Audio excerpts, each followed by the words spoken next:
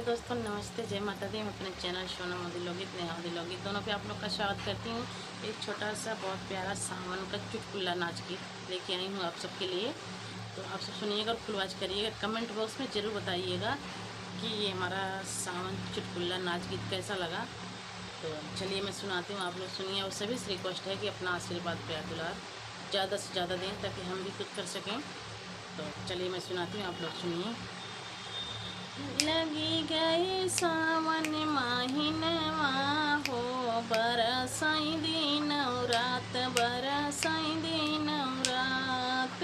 लगी गए सावन माहिनवा हो, बरसाई दिन रात, बरसाई दिन रात। अपना के लाए पिया पेड़ाया बर्फी, अपना के लाए पिया पेड़ाया बर्फी। हमहू के लाए जलेबिया हो, टपकाई दिन रात, टपकाई दिन रात। हमहू के लाए जलेबिया हो, टपकाई दिन रात, टपकाई दिन रात। लगी गए सावन माहिनवा हो, बरसाई दिन रात, बरसाई दिन रात। लगी गए सावन माहिनवा हो, बरसाई दिन रात, बरसाई दिन रात। अपना कलाए पिया हाथ की घड़िया, अपना के लाए पिया हाथ के घड़िया।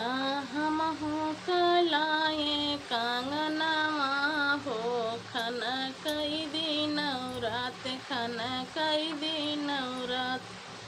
हमहू के लाए कंगनवा हो, खन कई दिन रात, खन कई दिन रात। लगी गए सावन माहिनवा हो, बरसाई दिन रात, बरसाई दिन रात।